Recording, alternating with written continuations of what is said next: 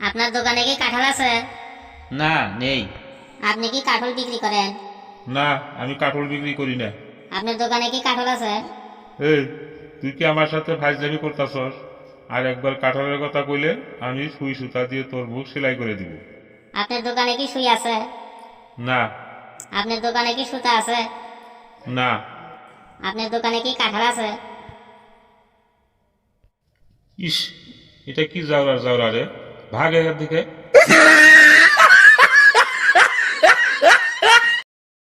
বল্টু, তোরে আমি কিছু প্রশ্ন করি, তুই হ্যাঁ বা না বলে উত্তর দিবি।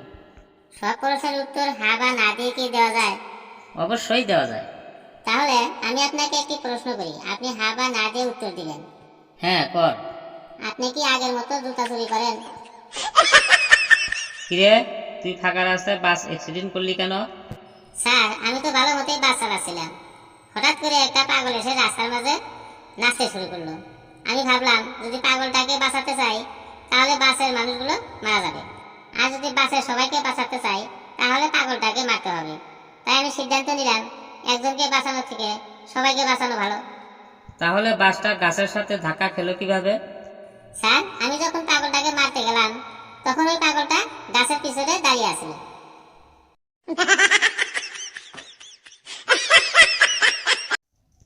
বল্টু, এবার তো তুই ভালো রেজাল্ট করছস, আশা করি পরের বারও ভালো রেজাল্ট করবি। ধন্যবাদ স্যার, আমিও আশা করি এইবারের মতো পরের বারের পরীক্ষার প্রশ্নগুলো আমার বাবার দোকান থেকে প্রিন্ট করবেন। কি বললি? কই কিছু না স্যার। কিরে, তুই আমার পানিটা খেয়ে ফেললি কেন? আর ভাই, যে গরম পড়ছে, তা তোর মন খারাপ কেন? আর বলিস না, আজকের দিনটাই খারাপ। কেন, কি হয়েছে?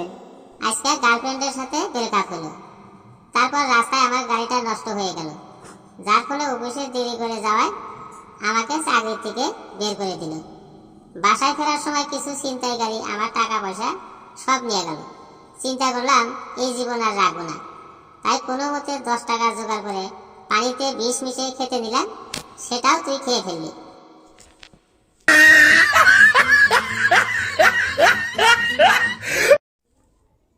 ওগো, আমাদের বাসায় একটা সুইমিং পুল বানিয়ে দেন না। কেন? পানিতে সাঁতার কাটলে নাকি মানুষ চিকন হয়। যত সব ফাউল কথা। তিমি মাছ সারাদিনই সাঁতার কাটে, তবুও তো চিকন হয় না। ভাই, আপনার দোকানে কি আম আছে? হ্যাঁ, আছে। যত পচা আম আছে সবগুলো একটা প্যাকেটে ঢুকান। কিন্তু কেন? আরে আগে ঢুকান, তারপরে বলতাছি। ঠিক আছে, যত পচা আম ছিল সবগুলো একটা প্যাকেট করে দিয়েছি। এই পচা আমগুলো এক সাইডে রেখে আমাকে 1 কেজি ভালো আম দেন। জানোস দোস্ত, আমার বাবার কাছে সবাই মাথা নত করে, এবং কি এলাকার চেয়ারম্যান। তোর বাবা কি কোনো এমপি নাকি? না রে, আমার বাবা একজন নাপিত। বল্টু, 5টা ফলের নাম বল।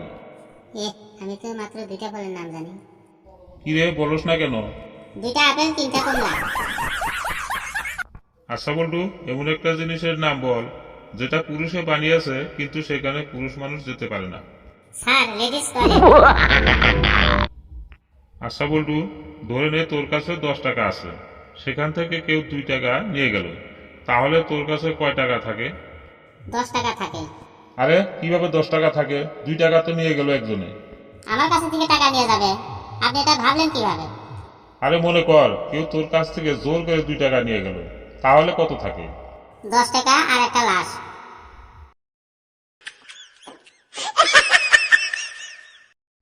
বল্টু, বলতো ভালোবাসা আর ইপটিজিং এর মাঝে পার্থক্য কি? স্যার, মেয়েরা রাজি থাকলে ভালোবাসা, আর রাজি না থাকলে ইপটিজিং।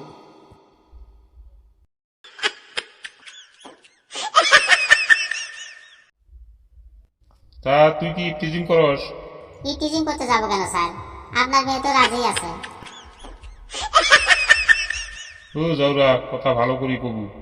বল্টু, মনে কর ওই সাগরের মাঝখানে একটি লেবু গাছ আছে, সেখান থেকে তুই লেবু কিভাবে আনবি? স্যার, পাখি হয়ে গিয়ে লেবু পাইড়া নিয়ে আসবো। একটা জলজন্ত মানুষকে পাখি তোর বাপ বানাবো নাকি? তাহলে সমুদ্রের মাঝখানে লেবু গাছ আপনার বাপে লাগাইছিল নাকি?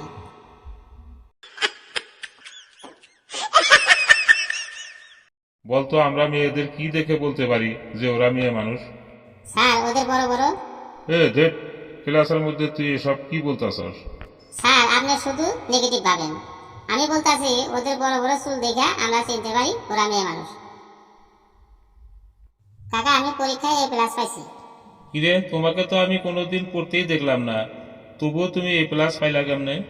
কাকা কয়েকদিন আগে তো আপনি বাবা হয়েছেন, আমিও তো আপনাকে কিছু করতে দেখি নাই, তবু আপনি কেমনে বাবা হলেন? ইস, মরলুম যে। আচ্ছা বল্টু, বলতো আলুর কোনো ছায়া নেই এর ইংরেজি কি? আলু হ্যাজ নো পেটিকোট।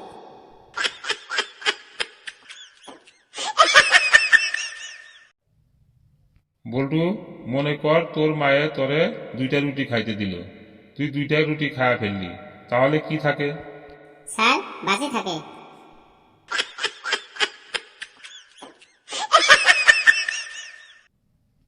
বল্টু, তুই আজকে পড়া পারলি না কে? তোরে আজকে সবার সামনে পেন খুলে মারবো। স্যার পড়া তো আমি পারি নাই, তাহলে আপনি পেন খুলবেন কেন?